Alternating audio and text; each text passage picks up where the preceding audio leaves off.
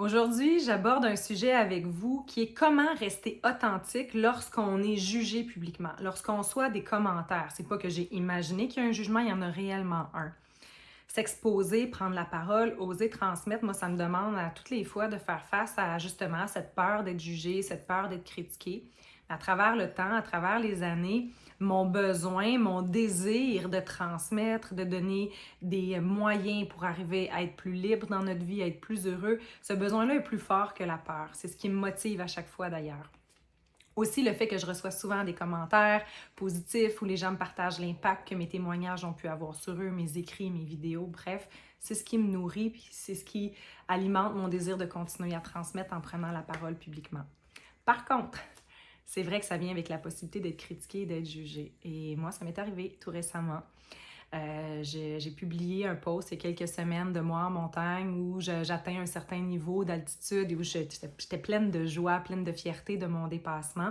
Et je voulais partager cette joie avec les gens pour démontrer à quel point, d'abord, la joie, c'est contagieux. Quelqu'un de joyeux, ça donne envie d'être heureux. Puis c'est ce que je prône, hein, d'être heureux. Mais c'est aussi pour démontrer que dans la détermination, dans la persévérance, on touche à de la fierté. Bref, je reçois un commentaire de quelqu'un que je connais même pas, que j'ai jamais rencontré, qui dit que je ris comme un clown parce que je m'exprime fort, parce que je suis contente. Et il y a quelqu'un d'autre qui a écrit que, comment la personne a dit que ça ne se faisait pas de parler fort comme ça en montagne, comme si j'allais perturber les montagnes elles-mêmes ou en tout cas la nature. Sur le coup, je vous cacherai pas que ça m'a fait un choc de lire ça. Ça m'a fait comme un genre de pincement dans le cœur, un genre de crunch, là. Ça fait oh! C'est pas agréable. Et ensuite de ça, ce que j'ai vu, c'est que, bon, ça n'a pas touché à ma confiance en moi, je ne me suis pas démolie avec ça, mais ce que j'ai fait, par exemple, c'est que je suis tombée dans l'auto-justification préventive. Ça, c'est quoi?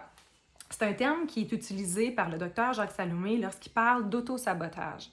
L'auto-sabotage, on en fait à tous les jours dans nos vies. Et c'est quoi l'auto-justification préventive? C'est que lorsqu'on vit une situation désagréable dans laquelle on est mal, on perd le contrôle, on n'a pas de pouvoir, on n'a pas la possibilité de parler ou on n'a pas dit au moment ce qu'on aurait voulu dire, on se met à se répéter dans notre tête un scénario, un dialogue pour venir argumenter dans une tentative de quoi? De reprendre du pouvoir, dans une tentative de s'apaiser.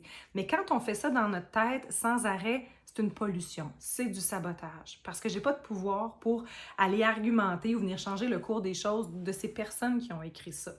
Donc, ça m'a un peu polluée pendant quelques heures jusqu'à ce que je m'en rende compte puis je me dise, wow, stop, ça suffit.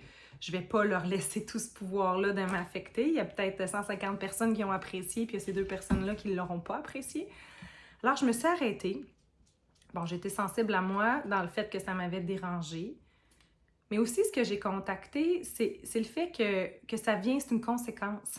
C'est une conséquence de prendre la parole, de se montrer. Ça se peut qu'il y ait des gens qui ne seront pas d'accord, qui ne seront pas heureux avec ça. Et en dedans de moi, quand je m'arrêtais, je restais bien avec ce que j'avais publié, avec ce que j'avais écrit, parce que ça partait vraiment d'une bonne place. Ça partait de mon authenticité, puis de mon désir de transmettre de la joie, de mon désir de donner des moyens, des outils, de continuer à ce que la communauté qui me suit, vous qui me suivez, ayez envie de prendre votre vie en main, puis de réaliser vos projets, puis de réaliser vos rêves. Une fois que j'ai connecté ça en dedans de moi, j'ai ressenti ça, ça s'est calmé, là, la voix de sabotage en dedans de moi, j'ai arrêté d'argumenter, puis tout d'un coup, j'ai eu de l'empathie pour ces deux personnes-là.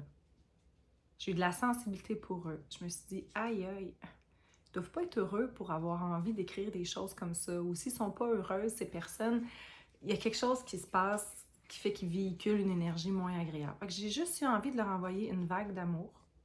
Ça a été ma façon à moi à ce moment-là. Puis l'impact que ça a eu, c'est que je me suis apaisée, j'ai retrouvé le calme à l'intérieur de moi. Alors, j'avais envie de vous le partager. Alors, comment rester authentique lorsqu'on est jugé, lorsqu'on est critiqué?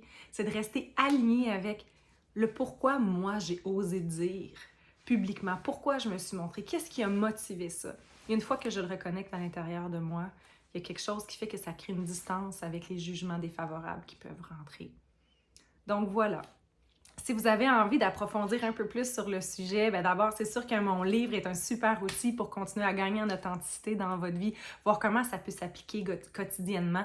Il y a tout un chapitre dédié au jugement, à la critique qu'on peut porter sur soi envers les autres pour s'aider à gagner plus de liberté. Et je vous invite aussi à vous abonner à mon infolettre via mon site web à mariedaniellucier.com pour recevoir du contenu exclusif environ à toutes les 2 semaines, je vous communique, je vous partage certaines informations, de la théorie, des exercices, des réflexions. Merci de m'avoir écouté. Je vous souhaite de passer une super belle journée. À bientôt!